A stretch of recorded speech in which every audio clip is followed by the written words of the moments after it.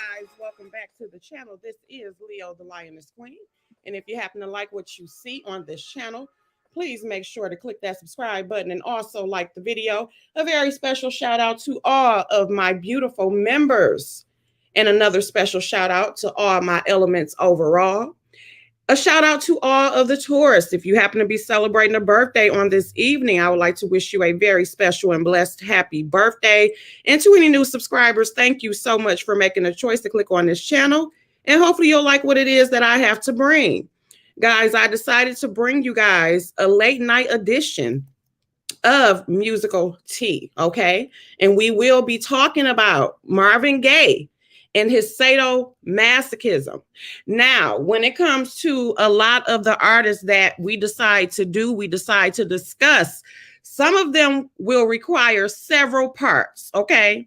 And Marvin Gaye definitely is one of the artists that will require several musical teas on different aspects of his life, okay?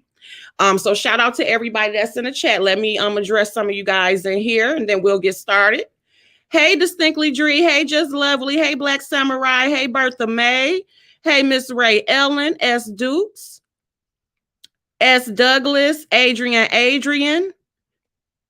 Rizzo. Hey, guys. So are you guys excited about this? Are y'all okay with listening to what it is I have to say, what I have discovered about Marvin Gaye? Okay. We all know that he was a wonderful singer, but Marvin Gaye had a lot of issues, okay? A lot of issues that some people may have heard about or have read about. There was a wonderful book that was written by David Ritz, which is one of my favorite writers, and it was called Divided Soul. Hey, it's all hot air. You excited, Bertha May? Okay, cool. It was called Divided Soul.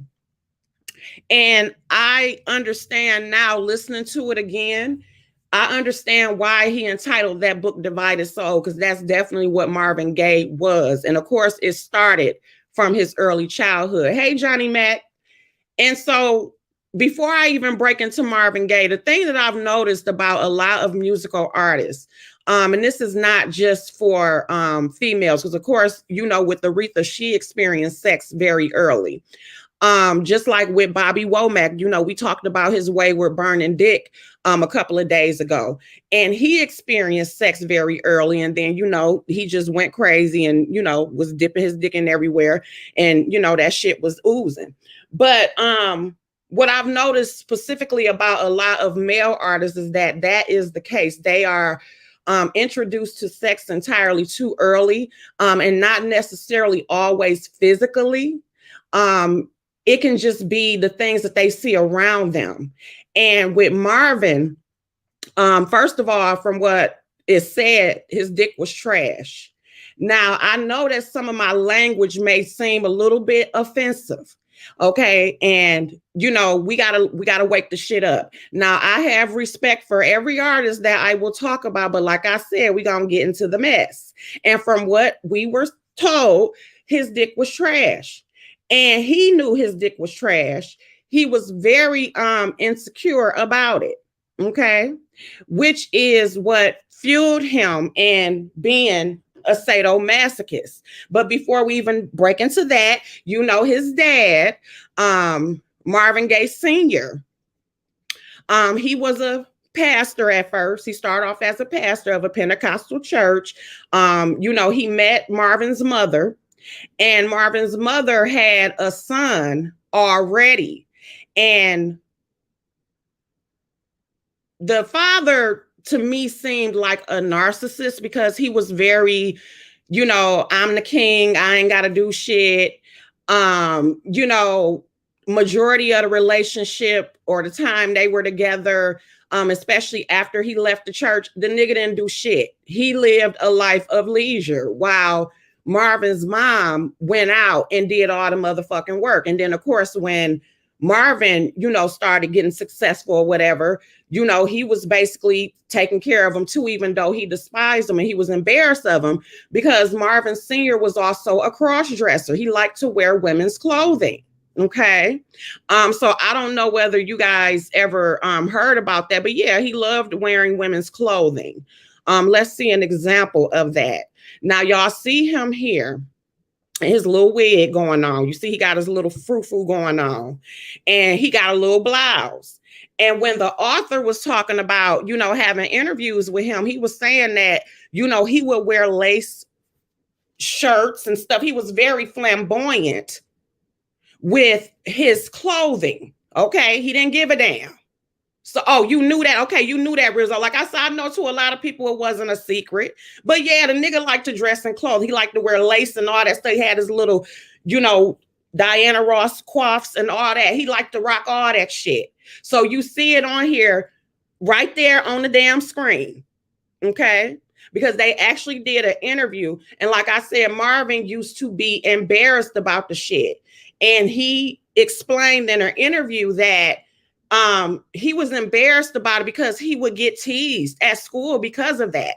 But he says that his father was very much attracted to women because he was a ladies' man. He was disrespecting the fuck out of his mama all the goddamn time. And but he liked women's clothing. And Marvin even said himself, like, I'm embarrassed about it. However, I understand it because, I like how women's clothes look and everything like that. So it was a very weird dynamic with them from the very beginning. He saw a lot of weird shit because when the mama first met the father, she had a son already whose name was Michael. But the father, being a narcissist that he like, bitch, I don't want nothing to do with that. I don't want nothing to do with that son right there. Okay. So she sent Marvin's older brother to go live with her sister because the father was like, fuck that. I don't want to have shit to do with that. So they ended up having 4 children. Marvin was the youngest, but for some reason, when Marvin came, he did not like Marvin from the very fucking beginning. He didn't think that was his child. And out of all the abuse that was happening, it was like Marvin was at the brink of that abuse. So it started off being a very fucked up dynamic between them two because essentially he didn't like his ass. And then he eventually started to get jealous of him, especially the more successful that Marvin became. And it became like this weird thing where it was like a competition between father and son when it came to the mother. You know what I'm saying? And they were also saying that when they were doing interviews with the mom, like the mom was more talkative when it was just her. And when they asked her or wondered, like, why you stay with him so long, she was like, I felt sorry for him or whatever. It was some loyalty. I felt sorry for him or whatever, And, but anytime that the father was with her, she was very quiet, very withdrawn. So she was not able to be herself. So that did something to Marvin because even though his father don't like him and you constantly fucking compete with me, I'm seeing you disrespect the fuck out of my mama. However, I still love you because you're my dad.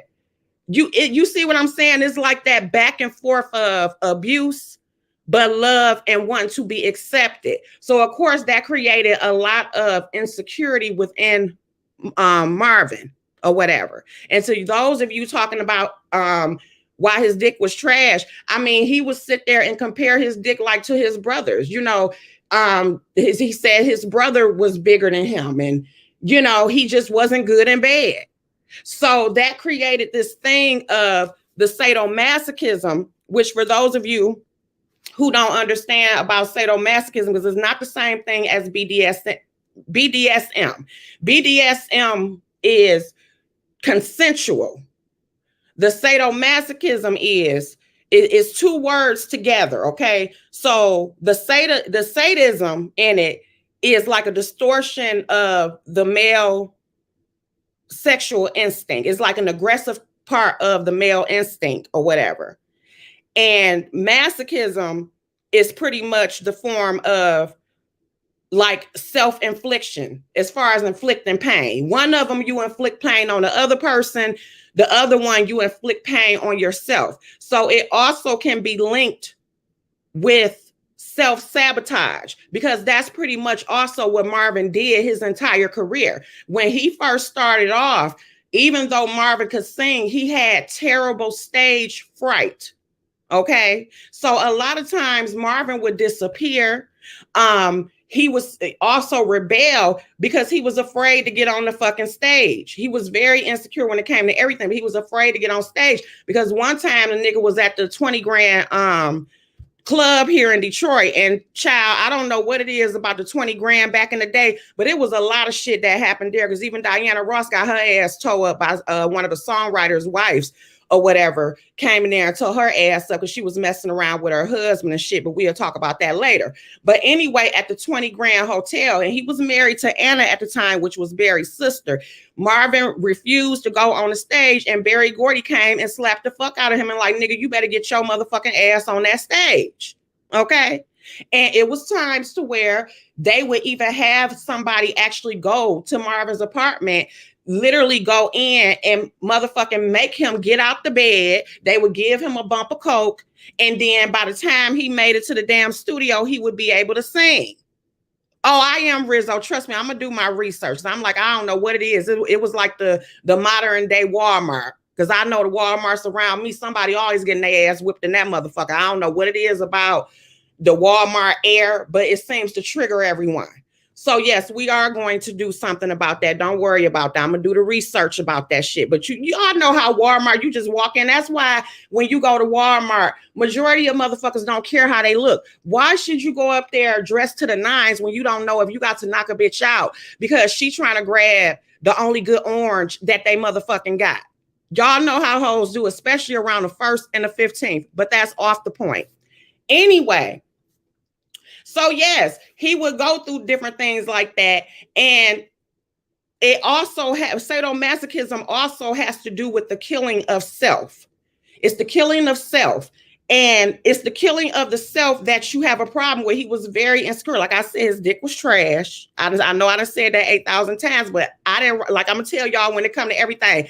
For anybody that's sitting here and you a super Marvin Gaye fan, or you catch your goddamn replay, I'm going to say the same thing I always say. Don't fucking get mad at me. Don't sit up there, leave no comments talking about Leo being disrespectful. I didn't write the shit. I'm just telling you what was said. And he said himself that he was not a good lover, which is what helped aid him in his sadomasochism. When it came to his different wives, like when he was with Berry Gordy's sister, you know, she used to cheat on the nigga because, you know, he wasn't fucking her like that because he knew it was bad. So he used to catch her ass cheating. And so when he would go to the hotel and find her in there with another nigga, instead of him getting upset and going berserk, because he also was not a confrontational type. He was rebellious, but he was not a confrontational type. He ain't like to fight, do none of that whole ass shit. So when he would walk in and catch his wife with another nigga or something like that, one of the interns or something, he would sit there and he wouldn't get upset. He would, of course, be like, okay, I'm hurt, but he got pleasure off of catching her fucking with other people. When it came to his second wife, which is why I say it's going to be more than one part to this shit, he would get pleasure off of her fucking around with other men. But in this case, he would actually set the interactions up. Okay. So he would enjoy motherfuckers fucking his wife, but then he would get upset about it that is happening. So you see that weird shit. So it's kind of like the same thing. Because the Oedipus complex and all this stuff is wrapped into it. See, it's some real deep ass shit. And a lot of times we teach this even by, and I know this is going to sound off, but just try to follow me here. Even when it comes to the child and parent dynamic, you know how we give them love and I love you and everything like that. And then when they do something wrong, you tap their little butt. Some people go a little bit too motherfucking far. It's still the thing of pleasure and pain. Pleasure and pain is like a constant fucking yo-yo. It's no different than when you have some women who are in abusive relationships and you be like, well, why don't you leave? You know, a lot of people back then and even now still believe that in order for somebody to have loved them, that meant that they had to get hit. You get what I'm saying? So it's a lot of, we're going to need more than 3 parts. It's a lot of different things to it. And that's why it also goes with self-sabotage, you know? So you got some people who, because masochism, like I said, is not always about, it's not always sexual. It's just about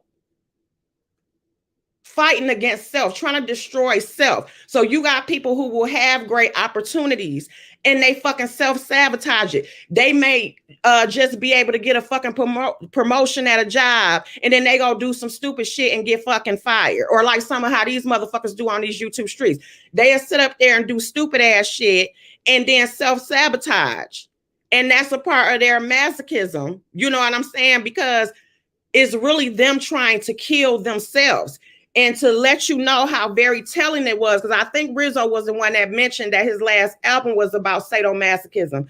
But they said that when he finally decided to stand up to his father, the day that his father killed him, Marvin's mother said that his last words was, "I got what I wanted. I couldn't do it myself, so I made him do it."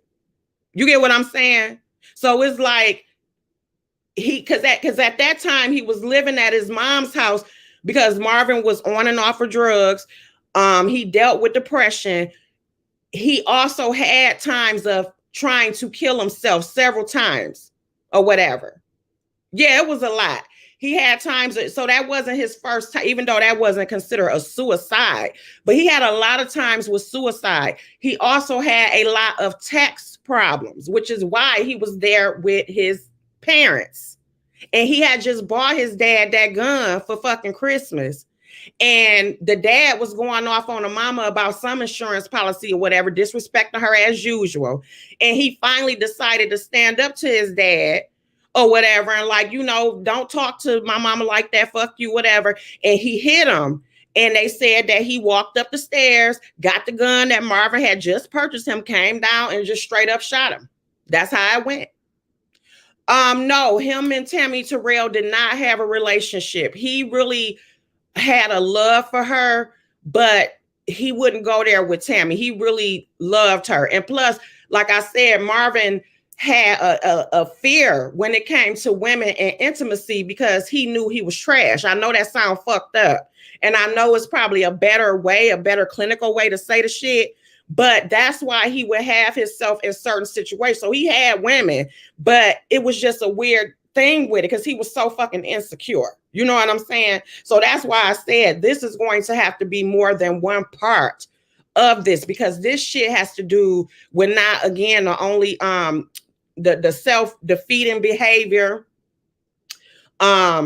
Sometimes people do shit also, they sabotage themselves also, because anything that has to do with them having to deal with their feelings, having to deal with responsibility, even though a lot of us do it regularly, that's like a stress reliever for them to rebel and basically had themselves fucked up. Because he also said that even though, you know, he did music and everything like that, even though he wanted the fame, he struggled with the fame as well. You know, even though he was out there or could sing his ass off, he didn't want to motherfucking sing. So it was like he was a walking contradiction, just period. And it was always a battle within himself. He said that one of his dreams was to be a bum. That was one of his dreams, was to be a bum, because bums didn't have to pay no motherfucking bills. They ain't have to worry about nobody's feelings, none of that shit. So it's a lot of deep stuff to this. Tammy was stuck on one of the temptations. That's right, Retro Babe. Fame is a double-edged sword. It is. Yeah, it's a lot. Yeah, that would, Tammy would be one.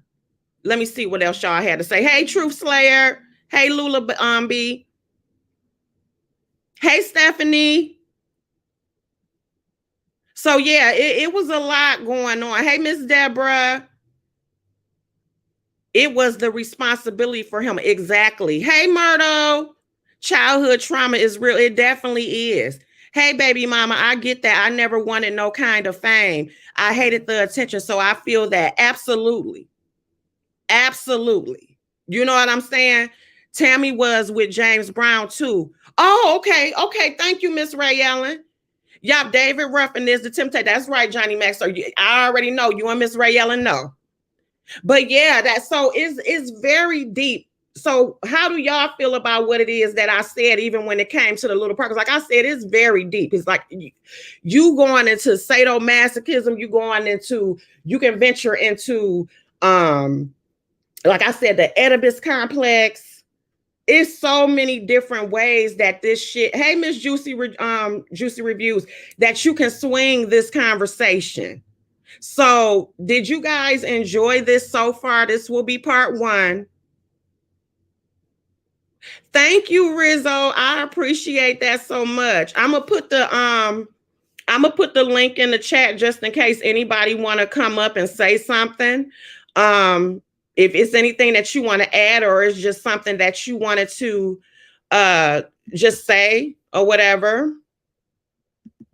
Let me post it in the thing. So if y'all anybody want to come up, I'm gonna have it on for a few more minutes. If anybody want to come up and add something to the conversation, that will be great. Thank you. Thank you so much. His wife's niece. Who y'all talking about? Yeah, it is a lot. Wow. Oh, hey, Miss New. Wow, I didn't know he was sexually insecure. Yeah, he was. It was a lot. Thank you, Stephanie. Thank you. Okay, let me add. Okay, Tweety, make sure you say something. I know it's you, but just make sure you say something, because I ain't got time for dicks to be on my fucking screen. I don't have a dick. Okay, cool, perfect. Okay.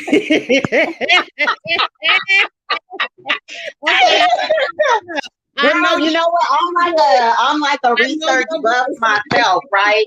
So like years ago, I had looked up Marvin Gaye. And the song I was saying about his niece, the song Sexual Healing, my understanding was he was married to Berry Gordy's sister, but he was attracted to his wife's niece.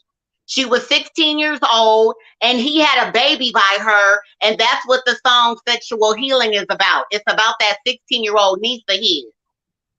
I believe that is true. I want to say that girl, it's on Wikipedia. I read that on Wikipedia, girl. It's a lot of tea on Wikipedia. I looked up Sam Cooke and his whole like hotel ordeal. They have the breakdown about that. They give you details on Wikipedia.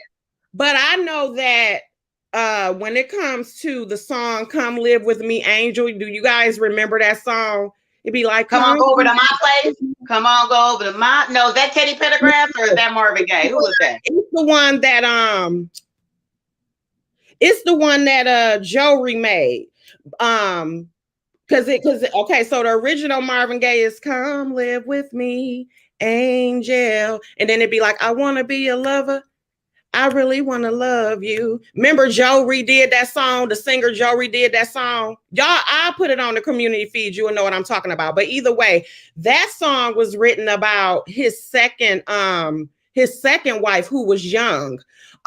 He met her in the studio. So that's where I gotta remember, because she was young when he first met her. That was Jan Gaye.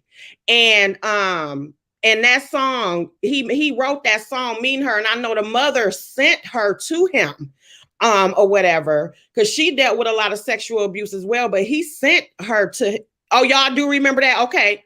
Wait, back up. Who sent whom where? The somebody mama sent their daughter to go be with him? The mother sent his second wife, Jan Gaye, to be with Marvin. Okay. And he wrote that song, "Come Live With Me, Angel," when he first met her. And then the whole "I Want You" album, when he ended up marrying her, the whole "I Want You" album is about her. Okay.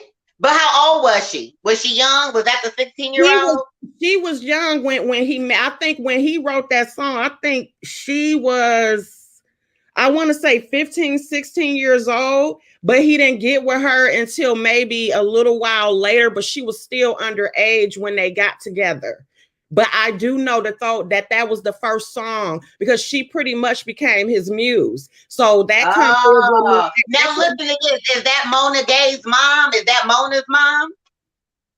You know what? I'm not sure. I have to go back with her book because it's so much fucking information. I have to go. It is so much, and what's so crazy is how they're all intertwined. Like all the stories that bring up another story. That's what make it hard because all of these people are intertwined. So I have to break this shit down. Miss Rayella. Girl, and you talking about a rabbit hole, girl, everybody is connected to everybody. It's like a motorcycle club. They all sleeping with each other. Yeah, it was a lot. No disrespect to motorcycle clubs. I'm just saying. It was a lot of swapping of wives. It was a lot of, young mothers. Or mothers sending their daughters off to these men, which we know that's been going on. And to me, that shit still goes on now. To where right. With the whole R. Kelly thing. Right, that part. But I don't even want to go down that trail. Back in the day, being 16, it was like you graduated high school and you got married. You know what I'm saying? So it was like a different time. You know what I mean? So, but still, I'm not going to send my daughter. Well, it's a different time. Maybe that was what people did. I don't know. Yeah, and then with them having money, and then some of these people coming. Being a millionaire, you know what? That is some R. Kelly shit. That is definitely some R. Kelly shit. It is because essentially a lot of them. I'm sorry, and like I said, it is. Of them handed their children over to this man. Now I'm quite sure they didn't imagine that these things would happen because they probably trusted him, but. A lot of them handed their daughters over to that man. I'm sorry. That's just how I feel about it. Yeah. So that's something that happens on a regular basis when it comes to this music industry. And it's not only little girls where things are done. It's a lot of little boys. Yeah, that is so true. People don't talk about that. It's been a big thing going with that B2K and Raz B and Chris Stokes and all that. That's been going on for a while too. That's been in the media too. And that was like what my younger sister's age, like 97, 98 or something. Wait, hold on, Tweety. We're gonna keep it real right now.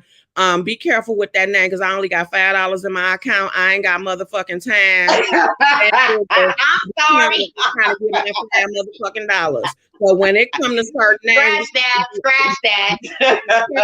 About the shit that we say, unless y'all gonna help me get him off my ass. But I do understand what you're saying. But yeah, it's definitely So it's gonna be a lot when it comes to this because it's a lot of stuff. Because I'm going through his book again, and then I have to go through the wife's book. Thank you, Dree. Let's put that up there. I have to go through his wife's book. It's a lot. So when it comes to different musical teas, we're gonna do it like this.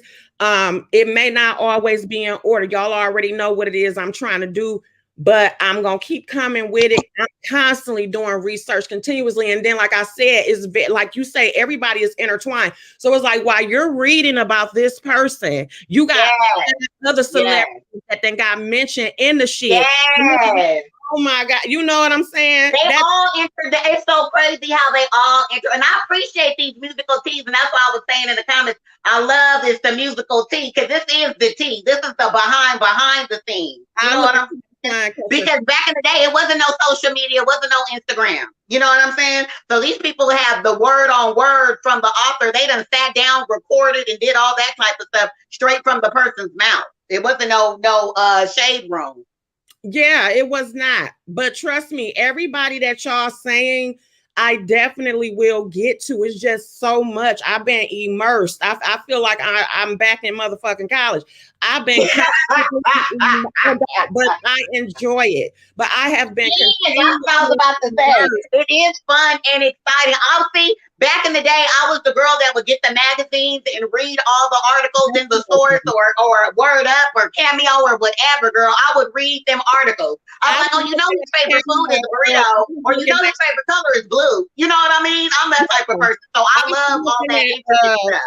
I was looking at Cameo today because they one of my favorite goddamn groups. So I look at a lot, and then especially it becomes like a puzzle because it is a puzzle. This one picture, and it leads you to this article, then it leads you to this documentary. Yes. And I'm like a nerd to stuff like that, like shit that is totally irrelevant. That is like trivia questions, girl, I can answer all of them because I'll be looking at them details. I'll be looking at them. I was like, oh, David Ruffin was 16 when he started playing the drums. You know what I'm saying? Like, I'll be watching unsung and untold stories and all that stuff. I love it all. So this little series you got going, I'm loving it. I'm loving it. Thank you. Because also too, what I'm trying to do is like, even though there are stories that are known, like people know, like how Rizzo knew what I was talking about, I'm trying to find the stuff that is not widely known, even within the known story. You get what I'm saying?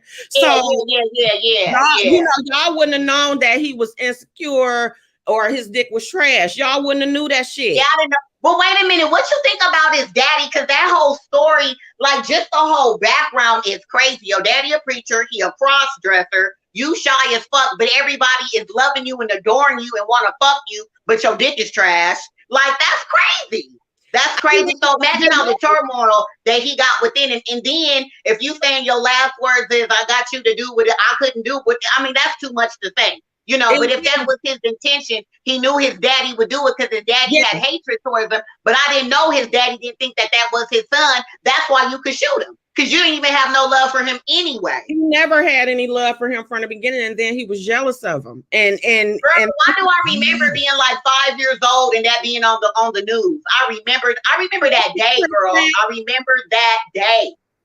Yeah, it's you know, like I said, it's just a lot of dynamics. And also the thing why I think this is very interesting for everybody is I know that it's different lessons that we can learn even today. And it also, again, makes them human. It makes it understand certain things. And it also leads into us understanding things when it comes to psychology. It's amazing how looking up this person or listening to their story, you know, that which I like to read psychology journals and all types of stuff. Bro, you know what? Maybe that's a Leo thing, just to understand what the fuck was you thinking when you was doing that. I want to know why. We need to understand why you did. Yeah. Like I want to know why you did what you did. Not that I'm judging you, but I want to know what led you to think that was cool. You know what I'm saying? Yeah, and then for me too as well. I'm always on a path of the self-discovery and learning. Yeah, girl, no, get out my head, girl. Get out my head. That's all I do. That's all I do. Yeah, it's, you know, yeah. But yeah, I mean, just to put it simply, like Ms. New, his dad was to me, he was a narcissist because he did nothing. He did not work. He was unemployed the majority of the time. He used to sit up there. The mama waited on him hand and foot. She the one that went out and did all the work. And look, from my understanding, the day of the murder or whatever, that the daddy was beating on the mama and Marvin came in to stop the fight. And so I don't know. He was arguing with her over some type of insurance money. It was some type of insurance money that they were arguing over. And so he was disrespecting the mama, hitting on her, whatever, and Marvin jumped in. But where he fucked up was, which he probably did it on purpose, because they can also have it could be a thing of manipulation when it comes to certain things. Now, hear me out, y'all. It could be a thing of manipulation when it comes to, because people think that narcissism is just one thing as far as, oh, it's just somebody that's all about themselves. No, narcissism falls into very many different categories. Because I saw that post that you posted, 3 types of narcissists. I screenshot that and shared it. Narcissistic. You even have people that not certain narcissists who their whole manipulation is to be a victim that's like the covert narcissist. They are the victim all the fucking time. And they are willing to do whatever it is to be called the victim, even if it means them getting hurt in the process, because that's what they do. Right. Because at the end, they're going to get the sympathy that they think they want.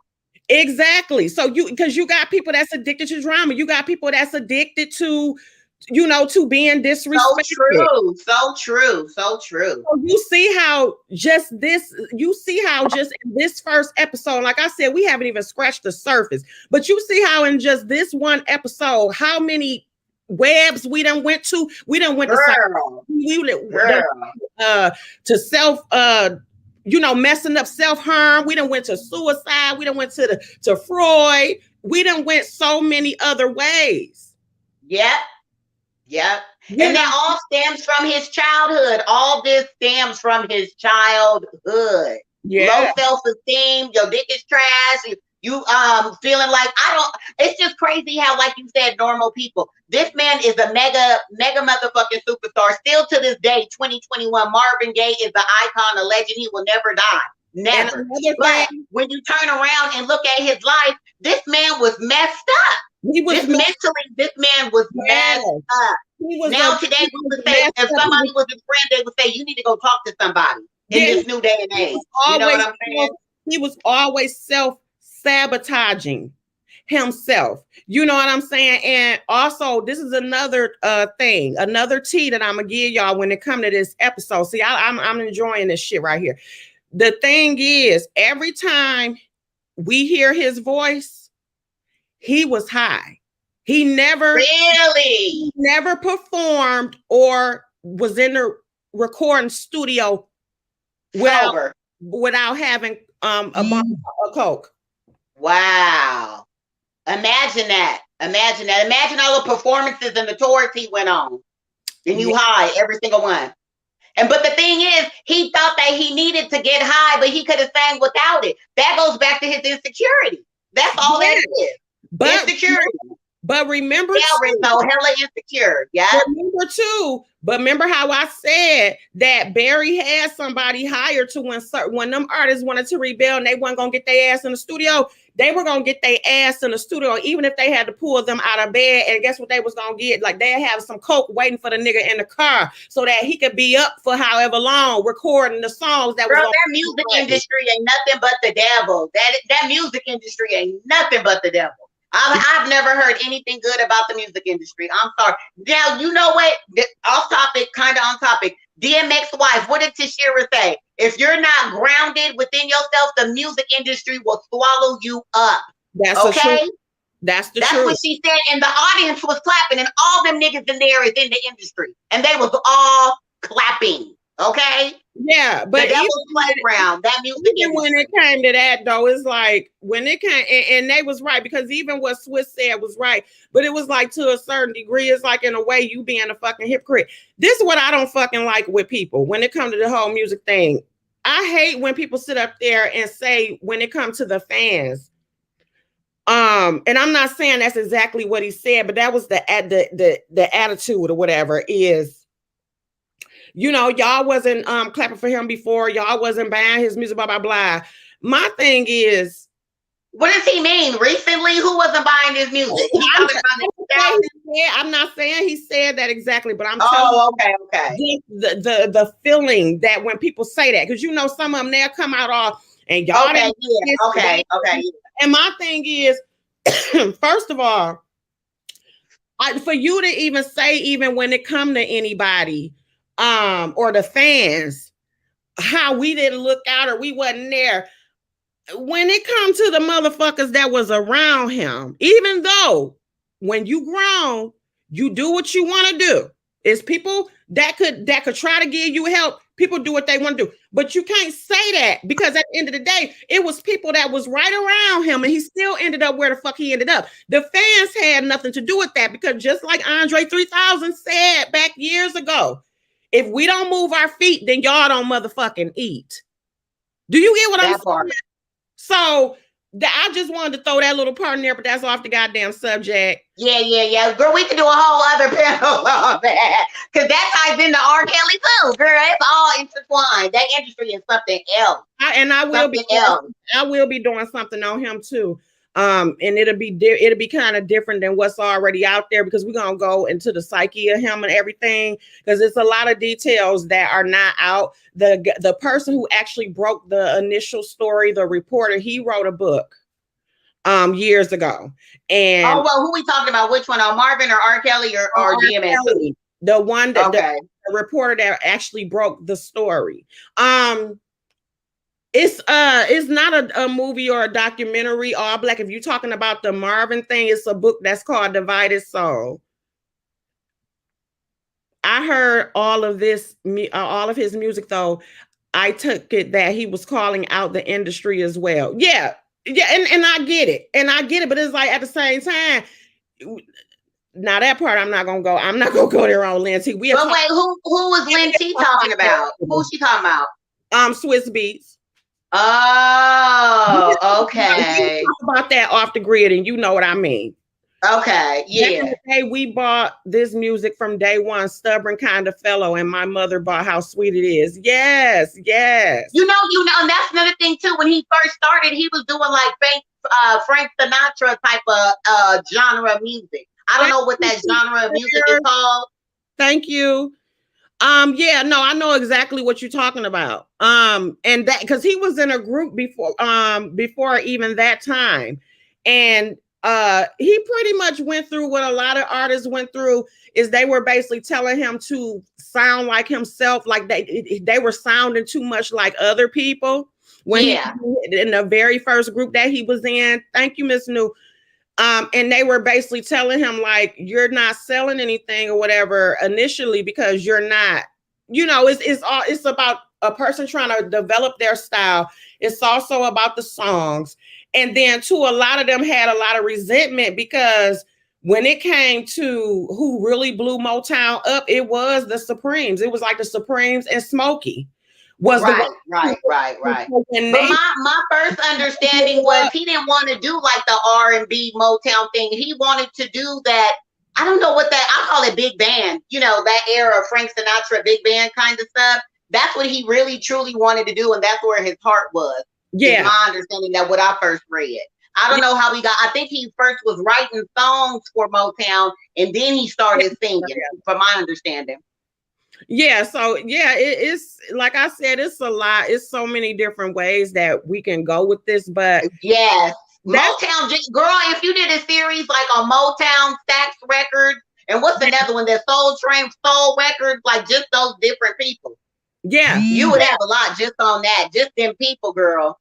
Yeah, it's a lot of different things that can be. Because I don't watch documentaries on that one too. Stax was another good one. That was that real down south R&B music. Yeah, it was a lot. I mean, it's so many different ways. So, like I said, we got a series that's going to be ongoing, and we just going to go to different ways. Yes, Chess Records, Lynn T, absolutely. There you go, Chess Records. There you go. That was with Etta James and them. And they had a lot of breakout stars out of Chess Records too. Thank you, Miss New. Thank you. But yes, guys, everybody that you guys throw out, like I said, I will write them down.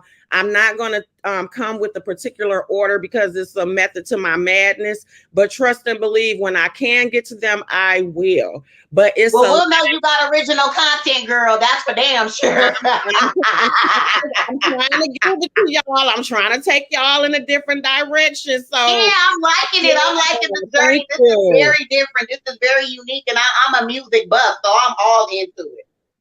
Yes, thank you so much. But yeah, I'm about to go ahead and get off of here, child, because Leo is tired. Thank you for coming up here, my fellow lioness. I appreciate you so much. Yes, Leo gang. But you have a good night, Queen. Yes, good night, y'all. Thank you. Night, elements. Bye. Hey, Adrian. Thank you guys so much. Thank you again, Lynn T. Okay, yes, Douglas. Thank you all and everybody for the support. I appreciate you guys so much. Hey, Miss Etta, I appreciate y'all so much, and I really appreciate the fact that you guys are enjoying the direction I'm trying to go with this channel. It really, really helps, and it gives me the confidence to continue to go on doing this different type of stuff. And like I said, playing around with different ideas. And I'm seeing all the positive comments and everything. And I appreciate it so much. I'm going to go ahead and let you guys go. To my element members, you already know that there will be times where we will be off the grid. You guys already know what that means. And that can happen at any time.